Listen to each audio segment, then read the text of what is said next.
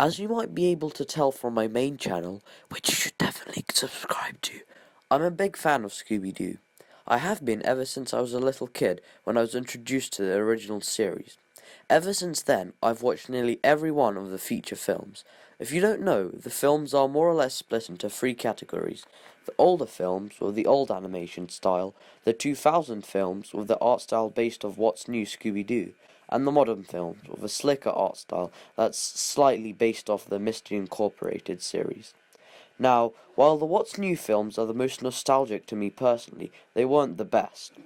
Scooby-Doo Camp Scare was the second film in the latest era of animation, and in my opinion, the best. There are some other good ones, like Abracadabra Doo and Legend of the Thantosaur, but Camp Scare offered something new. Let's start off with the animation and arguably the main attraction of the Scooby films, the monsters. The animation is clean and nice. I like the art style and everything looks nice in the film, but the monsters, I'd say they're probably some of the best in the entire series. The first is the Woodsman. From just one look, you'd assume he's nothing special. He's a big green guy with an axe. But whenever he's on screen, there's always a menacing feeling.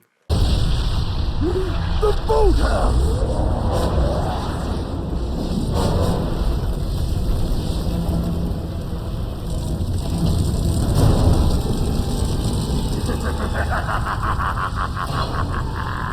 It can't be!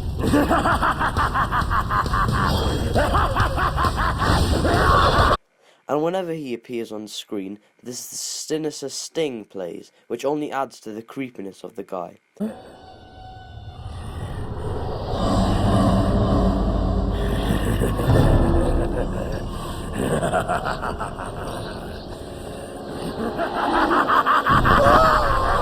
And he actually does some villainous stuff, like literally blowing up buildings and destroying half of the camp with his axe. I mean, if I met this guy in a forest, I'd definitely be freaked out. The Woodsman is definitely a standout among Scooby-Doo villains, and he's an excellent slasher villain. Now, the other two monsters are less impressive, but not too bad, all things considered. The Fishman is your run-of-the-mill sea creature monster, and he does have some pretty tense scenes in the lake. The third monster was nightmare fuel as a child, but luckily only appears in one scene. There are some human villains, of course, but I'll get to those in just a minute. The plot is actually interesting. A lot of Scooby films have pretty basic and predictable plots, but this one was actually kind of compelling. To summarize, the Scooby Gang are visiting Fred's old camp Little Moose, which is a lot less developed than the expensive modern camp Big Moose, and both of them are separated by a dam. The Scooby Gang are camp counselors for these three kids, Luke, Trudy, and Deacon. The Woodsman attacks repeatedly, telling them to get out of camp, and Deacon continuously urges them to leave too.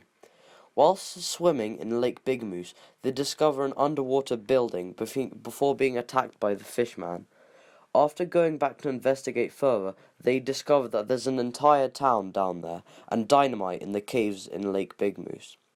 Meanwhile, the other half of the cast find a stolen RV that is using sonar to scan the lake, and they are attacked by the Specter.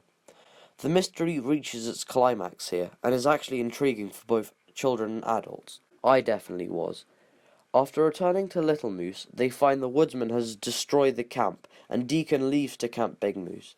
They start to piece together the puzzle, but not before the entire dam blows up and the camp is flooded. With the water from Big Moose now gone, they find the underwater town in its place. You see, there was once a town called Moose Creek, where a gangster pulled off a huge heist and hid money somewhere within the town. Eventually, the dam was built, flooding the town and creating two lakes, where the two camps were built. The only person who knew about the treasure was his cellmate, Babyface Beretti. Hey, doesn't he remind you of someone? Yeah, Deacon is Babyface. After heading into town, they fight off the monsters, and they realize Babyface is using the sundial on the building that Scooby previously saw to locate the gangster's missing treasure. They stop Deacon and discover he and the ranger were using sonar to locate the town, and the ranger from town was dressing up them as the monsters to scare people away. I can't do this plot justice with just a summary, but I will compliment it. It had me guessing for almost the entire movie, and each time the plot thickened, the movie gets more interesting.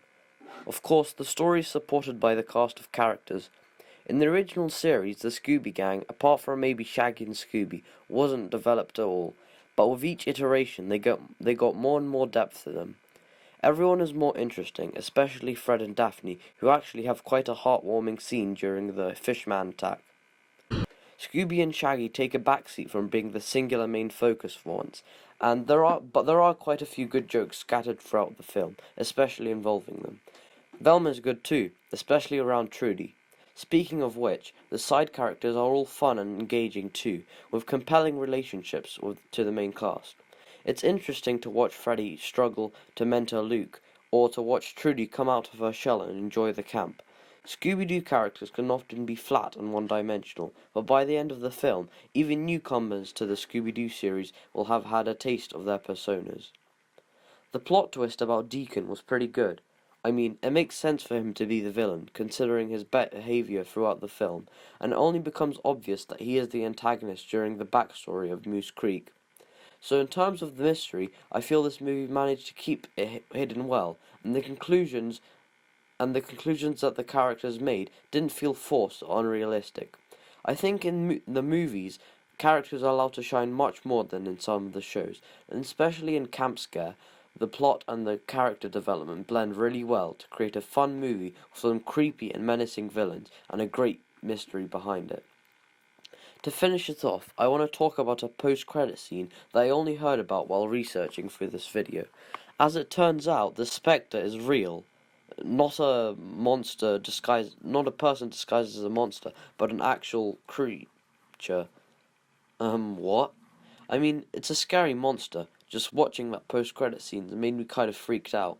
But I don't really understand the purpose of it, since the whole point of Babyface's plan was that he was using camp legends to scare away people. Legends, meaning they're not real. What does this mean for the camp? I don't know. I don't see a purpose for this post-credit scene, but oh well, he can't have everything. If you watched this far, thanks. It'd mean a whole lot if you subscribed and liked the video, and also checked out my main channel, Deviator. Again, thank you for watching, and I'll see you next time.